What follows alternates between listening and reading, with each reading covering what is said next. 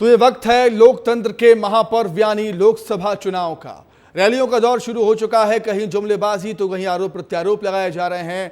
विस्तार न्यूज आपको बताएगा कहां लाउड स्पीकर पर नेताओं के बोल से हलचल हुई और कहां लाउड स्पीकर पर बोलना नेताओं को भारी पड़ गया। राजा और महाराजा आज दोनों ने ही अपना नामांकन दाखिल किया है, लेकिन दोनों के नामांकन की तस्वीरों में जमीन और आसमान का फर्क भी देखने को मिला। सिंधिया ने नामांकन दाखिल करने से पहले जोरदार शक्ति प्रदर्शन किया। काफिले में हजारों लोगों की भीड़, हजारों गाड़ियों का काफिला था। दिग्विजय सिंह के नामांकन में मात्र 5 लोग आए थे। पहले रिपोर्ट देखिए, फिर इस पर होगी विस्तार से चर्चा।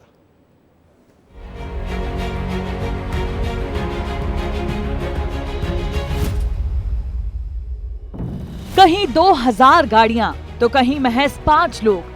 यही तो है सियासत के दो अलग रंग। आज मध्य प्रदेश के 2 दिग्गज नेताओं ने अपना अपना नामांकन दाखिल किया। गुना लोकसभा सीट से ज्योतिरादित्य सिंधिया और राजगढ़ लोकसभा सीट से दिग्विजय सिंह ने पहले पूजा पाठ किया और फिर अपना नामांकन दाखिल करने पहुंचे। दोनों ही नेताओं की नामांकन रैली या यूं कहें कि नामांकन पर जाने के दौरान लोगों की भीड़ ने सबका ध्यान अपनी ओर खींचा। महाराज के लिए सड़कों पर फूलों की चादर बिछी थी, तो दिग्विजय सिंह के साथ महज 5 लोग ही थे। अब इसे महाराज का रुतबा कहें या दिग्गी राजा की सादगी। हालांकि अपने नामांकन पर जाने से एक दिन पहले दिग्विजय सिंह ने बीजेपी के शक्ति प्रदर्शन का विरोध किया था। दिग्विजय सिंह ने साफ कहा था कि उन्होंने पार्टी कार्यकर्ताओं को अपने नामांकन में साथ न आने के लिए कहा है। साथियों, मैं कल दुर्गा अष्टमी के शुभ अवसर पर 16 अप्रैल 2024 को सुबह 11:30 से लेकर 12:30 के बीच के शुभ मुहूर्त में अपना नामांकन करूंगा। हमारी पार्टी में ये परंपरा और दूसरी पार्टी में परंपरा बन गई है, जहां सारे भीड़ इकट्ठी की जाती है, कार्यकर्ता आते हैं और एक शक्ति प्रदर्शन होता है। कौन कितना शक्तिमान। मैं इस दिखावे के पक्ष में न पहले था न आज। मैंने बड़ी विनम्रता से मेरे कार्यकर्ताओं से अनुरोध किया कि आपको किसी को 16 अप्रैल को राजगढ़ आने की आवश्यकता नहीं है। राजगढ़ लोकसभा सीट से कांग्रेस पार्टी ने दिग्विजय सिंह को चुनावी मैदान में उतारा है। 77 साल की उम्र में चुनाव लड़ रहे दिग्विजय सिंह कई सभाओं में ये कह चुके हैं कि उनका आखिरी चुनाव है। बीजेपी इसी बात को पकड़कर आगे चल रही है।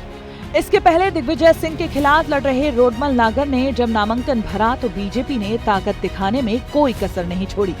खुद मुख्यमंत्री मोहन यादव, प्रदेश अध्यक्ष वीडी शर्मा और पूर्व मुख्यमंत्री शिवराज सिंह चौहान जैसे दिग्गज न केवल नामांकन में शामिल हुए बल्कि दिग्गी को उन्हीं के गढ़ में ललकारने से भी नहीं चूके। आज कहते हो मुझे आनंद गर्व है और मेरा सवाल भी है।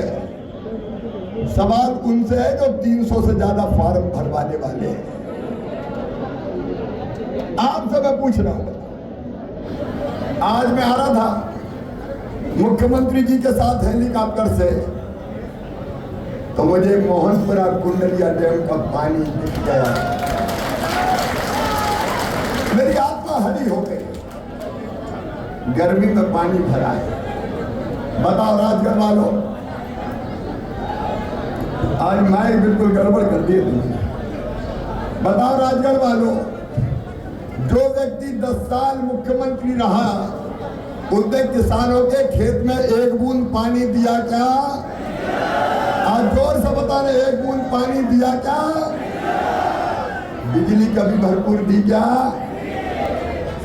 मुख्यमंत्री डॉक्टर मोहन यादव ने कहा कि दिग्विजय सिंह ने हमेशा हिंदू और मुस्लिमों को लड़ाने का काम किया है। और हम मिलकर के निश्चित रूप से सबसे बड़े राम द्रोही जो हर जगह रंग बदल करके बात कर रहे हैं, अगर सुस्पेर में आके बात कर रहा है तो राम मंदिर और संघ की तारीफ कर रहा है। अरे संघ की तारीफ इतनी करते हो, आ जाओ शाखा में, स्वागत है आपका। कौन रोक रहा आपको?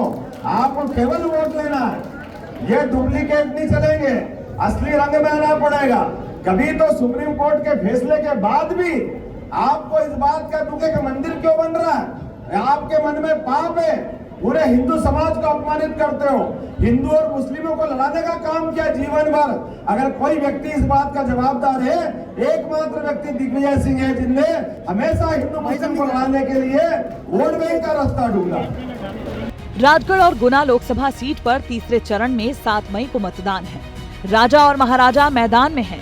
नामांकन के जरिए ज्योतिरादित्य सिंधिया का शक्ति प्रदर्शन और दिग्विजय सिंह की सादगी चर्चा का विषय है। रणनीति दोनों तरफ से है, कामयाब कौन होगा ये वक्त बताएगा। ब्यूरो रिपोर्ट, विस्तार न्यूज। कांग्रेस के दिग्गज नेता और मध्य प्रदेश के पूर्व मुख्यमंत्री दिग्विजय सिंह ने आज राजगढ़ से अपना नामांकन दाखिल कर दिया है। कांग्रेस ने उन्हें राजगढ़ सीट से उम्मीदवार बनाया है। पर्चा दाखिल करने के बाद दिग्विजय सिंह ने विस्तार न्यूज से खास बातचीत की। इस बातचीत में उन्होंने कहा कि ये उनका आखिरी चुनाव है और इसके बाद वो चुनावी राजनीति से दूर रहेंगे, दूर हो जाएंगे। सुनिए क्या कुछ कह रहे हैं। राजगढ़ में आज दिग्विजय सिंह जी ने जालपा माता मंदिर में पूजा अर्चना करने के बाद राजगढ़ कलेक्ट्रेट में अपना नामांकन दाखिल किया है और दिग्विजय सिंह जी हमारे साथ मौजूद हैं। सर, आज नामांकन दाखिल किया आपने, क्या कहेंगे? यही कहेंगे कि मुझे जो कांग्रेस पार्टी ने उम्मीदवार बनाया है, मैं हमारे भारतीय जनता पार्टी के खिलाफ उन सब मुद्दों को उठाऊंगा जो वादे किए नहीं निभाए। मोदी जी की गारंटी शून्य साबित हुई है और लोकल स्तर पर राजगढ़ जिले में जो हालात में 2003 में छोड़ गया था उससे बदतर हालत हुई है और माननीय मौजूदा सांसद महोदय ने, लोग ही कहते हैं, मैं तो नहीं कहता, लोग ही कह रहे हैं कि वो 10 साल तक गायब रहे कहीं ना कहीं। अच्छा, ये बताइए, आपने कहा था कुछ दिनों पहले कि आपका आखिरी चुनाव है, कि वास्तव में आपका आखिरी चुनाव है? जी हाँ। इसके बाद आप चुनाव नहीं लड़ेंगे? मैं 82 साल का हो जाऊंगा। अच्छा सर, ये एक और बता दिए, आपने 400 प्रत्याशी के फॉर्म जमा करवाने की बात कही मैंने कही थी। मैं चाहता था कि मत पत्र से चुनाव हो, लेकिन जब पता पड़ा कि चुनाव आयोग अब 384 से बढ़कर उससे दूनी अगर लोग बाग फॉर्म भर लें तो भी ईवीएम से चुनाव कराएंगे, तो फिर मैंने पुनर्विचार किया और कहा कि चलिए ईवीएम से चुनाव लड़ेंगे। ये थे दिग्विजय सिंह जिन्होंने विस्तार न्यूज से बात की। मनीष सोनी, विस्तार न्यूज, राजगढ़। तो एक तरफ राजा महाराजा का नामांकन दाखिल हुआ, वहीं दूसरी तरफ दिग्विजय सिंह ने बहुत बड़ा बयान दिया है। इन दोनों ही खबरों पर चर्चा करने के लिए हमारे साथ फोन लाइन पर हमारे ब्यूरो चीफ श्याम सिंह तोमर जी जुड़े हुए हैं। श्याम, सबसे पहले मैं आ रहा हूं शक्ति प्रदर्शन नामांकन पर। 2 तस्वीरें, 2 अलग अलग तस्वीरें, दोनों ही अलग अलग स्टाइल के नेता हमें नजर आए आज हमारी टीवी स्क्रीन पर, विस्तार न्यूज की टीवी स्क्रीन पर। क्या कहेंगे? एक तरफ शोमैन थे और एक तरफ सिंपल मैन थे। श्याम, देखिए, ये सुमित, जहाँ तक सवाल है शोमैन और सादगी भरे जो है दिग्विजय सिंह का, तो ये अपना अपना तरीका होता है लोगों के बीच छाप छोड़ने का। एक ने ये कोशिश की कि उनके साथ जो है जन समाज और बड़ी संख्या में समाज उपस्थित है, लोग उपस्थित हैं और वो इस तरह से पहुंचे, और दूसरी तरफ उन्होंने कहा कि भाई अब क्योंकि ये मेरा आखिरी चुनाव है, मैं सादगी से लड़ना चाहता हूँ और लड़ भी रहा हूँ, इसलिए जो है जरूरत नहीं है, मैंने मना किया है, इसलिए मैं सादगी के साथ ही अपना पर्चा जो है वो भरूंगा। तो ये कहीं ना कहीं ये बताने की, लोगों को जोड़ने की भी कोशिश है। सियासत इसमें भी है सुमित, कि कैसे मैं सादगी भरा जीवन जी रहा हूँ ये दिखाया जाए, लोगों को इमोशनली अटैच किया जाए। और दूसरी तरफ ये कि भाजपा किस तरह से जो आगे रणनीतिक रूप से आगे बढ़ रही है, तो वो जोर शोर जो दिखाई देना चाहिए, वो जोर शोर जो है ज्योतिरादित्य के नामांकन रैली में हमको दिखाई दिया। सुमित, बिल्कुल बिल्कुल श्याम, और जिस तरीके से दिग्विजय सिंह का वो बयान, दिग्विजय सिंह का बयान कि ये में आखिरी चुनाव है। हालांकि जब टिकट की बात आई थी राजगढ़ लोकसभा सीट से, तो दिग्विजय सिंह तो चुनाव लड़ना ही नहीं चाहते थे, उन्होंने ये बात कही थी, लेकिन पार्टी ने एक जिम्मेदारी दी है तो वो जिम्मेदारियों का निर्वहन कर रहे हैं। अब उम्र का भी लिहाजा तकाजा है कि 82 साल की उम्र कह रहे हैं वो कि 82 साल का हो गया हूं मैं। देखिए सुमित, ये कुशल राजनीतिक के होने का परिचायक है। वो जो कह रहे हैं उसके मायने हैं, और वो जानते हैं कि अगर वो इस तरह से कहेंगे तो कैसे लोगों का हृदय परिवर्तन होगा, लोग जो है वोट बैंक में कन्वर्ट होंगे। वो कहेंगे कि 82 साल, वो कहेंगे मेरा आखिरी चुनाव, वो कहेंगे कि जो है मैं तो सादगी भरा जीवन जीता हूं। तो कहीं ना कहीं लोग इससे इमोशनली अटैच होंगे। बिल्कुल। तो श्याम, क्या कहना है आपका? मतलब आप ये कहना चाह रहे हैं कि ये उनकी स्ट्रैटेजी है, रणनीति है, रणनीति का हिस्सा है ये बयान उनका? ये बिल्कुल ये रणनीति का हिस्सा है। हम जहां तक दिग्विजय सिंह को जानते हैं, वो कुछ भी बगैर मायने नहीं करते और बगैर टारगेट के भी नहीं कहते। ये इसमें भी जो है कहीं ना कहीं वो देख रहे हैं कि और अगर यूं ही नहीं दिग्विजय सिंह राजनीति के चाणक्य कहे जाते हैं। श्याम, बहुत शुक्रिया, बहुत धन्यवाद आपका जुड़ने के लिए, बातचीत के लिए। आगे बढ़ते हैं। आज केंद्रीय मंत्री अमित शाह छिंदवाड़ा में बीजेपी प्रत्याशी विवेक बंटी साहू के समर्थन में चुनावी रैली करेंगे, जिसको लेकर सीएम डॉक्टर मोहन यादव का बड़ा बयान सामने आया है। उन्होंने कहा है कि छिंदवाड़ा वो स्थान है जहां लगातार हमें एक के बाद एक अच्छे समाचार मिल रहे हैं। चुनाव की इस बेला में छिंदवाड़ा से कमल खिलने वाला है। हम सबका सौभाग्य, मध्य प्रदेश की धरती पर हमारे यशस्वी गृह मंत्री छिंदवाड़ा सायंकाल आने वाले हैं। छिंदवाड़ा वो स्थान है जहां लगातार हमें एक के बाद एक अच्छे समाचार मिल रहे हैं। चुनाव की इस बेला में छिंदवाड़ा से कमल खिलने वाला है। हम सब भाजपा के कार्यकर्ता होने के नाते से और भाजपा की जवाबदार सारे पदाधिकारी वहाँ भी लगे हैं। सायंकाल रोड शो होगा और 19 के निर्वाचन को लेकर के ये जो एक नया दौर पहुँचा है, मेरी अपनी ओर से अपनी इस धरती पर बधाई। तो छिंदवाड़ा लोकसभा सीट पर 19 अप्रैल को वोटिंग है। 17 अप्रैल को थम जाएगा और जिसे चुनाव प्रचार, जिसे लेकर आज केंद्रीय मंत्री अमित शाह रोड शो करने छिंदवाड़ा पहुंच रहे हैं। पिछले कई महीने से बीजेपी छिंदवाड़ा को फतह करने के लिए प्लानिंग बना रही है। देखिए।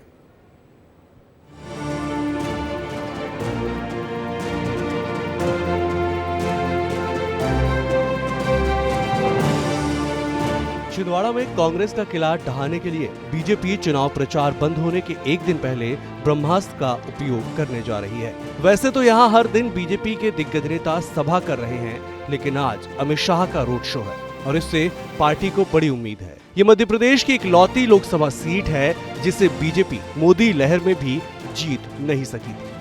2019 लोकसभा चुनाव में बीजेपी ने मध्य प्रदेश की 29 में से 28 सीटों पर जीत दर्ज की थी, लेकिन छिंदवाड़ा सीट पर कांग्रेस के नकुलनाथ ने बाजी मारी थी। इस बार भी नकुलनाथ कांग्रेस से यहाँ प्रत्याशी हैं, तो बीजेपी ने इस बार छिंदवाड़ा बीजेपी के जिला अध्यक्ष विवेक बंटी साहू को चुनावी मैदान में उतारा है और इस बार बीजेपी छिंदवाड़ा फतह का कोई भी मौका नहीं छोड़ना चाहती।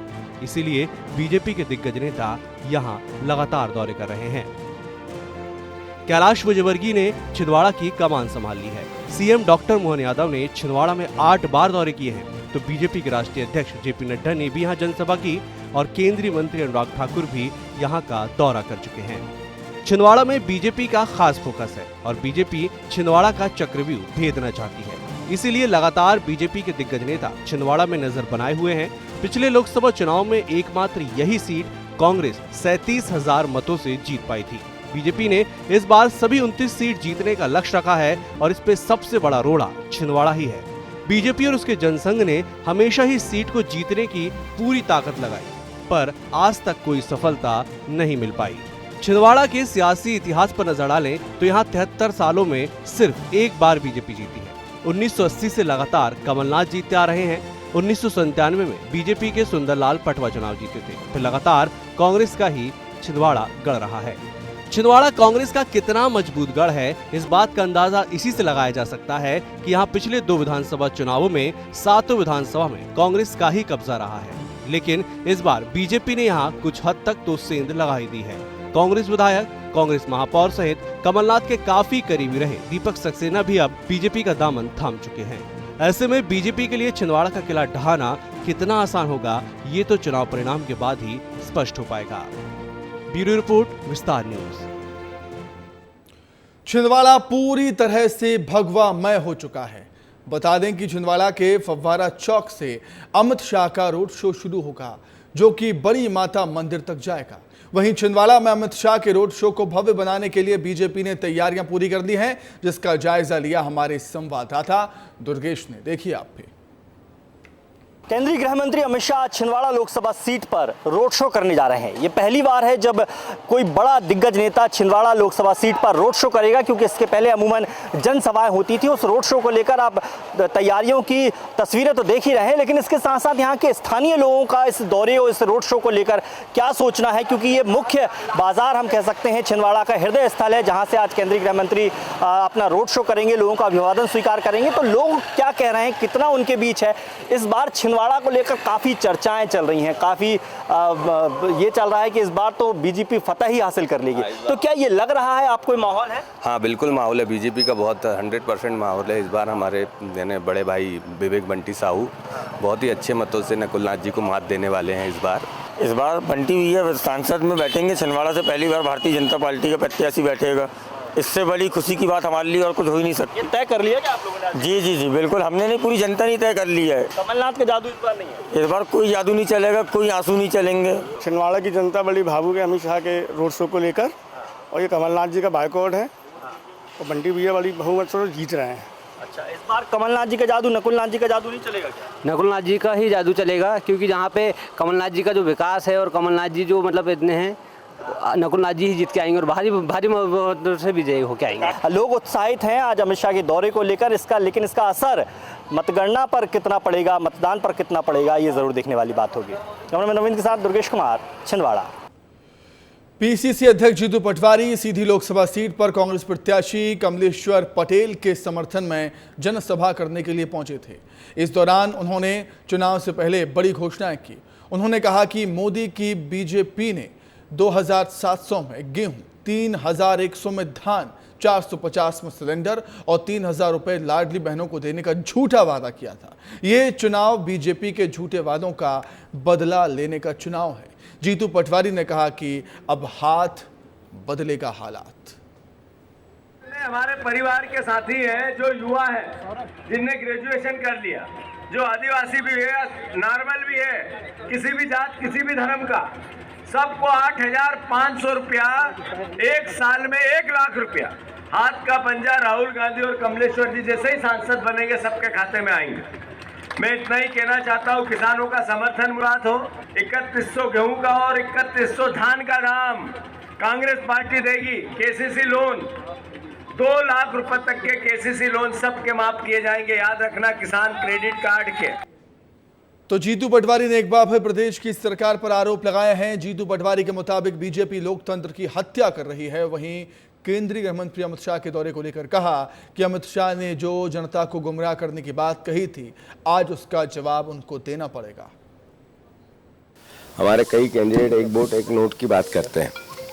ऐसे में इस तरह की हरधर्मिता, एक विधायक के घर पे 4 घंटे तक पुलिस का रहना, फिर कमलनाथ जी के घर पे इस तरीके की घटनाक्रम करना, ये लोकतंत्र के साथ एक तरह से कुठाराघात है, उसकी हत्या है। इसकी निंदा पूरी मध्य प्रदेश की जनता ने करनी चाहिए। अमित शाह जी, आज आपको बताना पड़ेगा इस प्रदेश को कि मोदी की 5 गारंटियां 2023 में हुई थी, जिसमें आपने किसानों के 2700 रुपये गेहूं की बोला था, आपने 3100 धान का बोला था, आपने 450 के सिलेंडर की बात की थी, आपने बहुत सी बातें वो जो प्रदेश को गुमराह करने के लिए की थी, आज तक क्यों नहीं पूरी हुई? ये उत्तर तो अमित शाह जी को देना पड़ेगा। बिहार के पाटलिपुत्र से आरजेडी के प्रत्याशी मीसा भारती लगातार प्रधानमंत्री मोदी पर हमलावर हैं।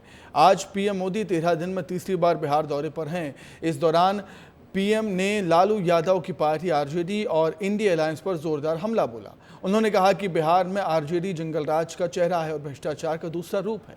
पीएम के बयान पर मीसा भारती ने सवालिया लहजे में पूछा कि आखिर पीएम परिवारवाद पर क्यों बोलते हैं, रोजगार देने, किसानों की समस्या, आय दोगुनी करने जैसे मुद्दे पर क्यों नहीं बोलते।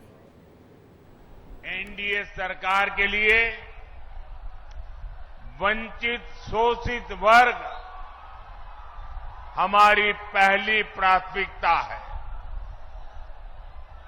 जिसको किसी ने नहीं पूछा, हम उसको पूज रहे हैं। एक समय था जब केंद्र की सरकारें बिहार को पिछड़ा कहकर पीछा छुड़ा लेती थी। बिहार की सरकारें सीमांचल को पिछड़ा कह करके पलड़ा झाड़ लेती थी, लेकिन हमने सीमांचल और पूर्णिया के पूर्ण विकास को अपना मिशन बनाया है। 17 महीनों में हम लोगों ने रोजगार देके दिखाया, 5 लाख रोजगार दिया है। मोबाइल से क्या होगा, रोजगार मिलेगा? रोजगार की बात क्यों नहीं कर रहे हैं प्रधानमंत्री जी? किसानों की एमएसपी की बात क्यों नहीं कर रहे हैं? आय दुगनी करने की बात क्यों नहीं कर रहे हैं? महंगाई कम करने की बात क्यों नहीं कर रहे हैं? और इसी के साथ ही लाउड स्पीकर में फिलहाल इतना ही।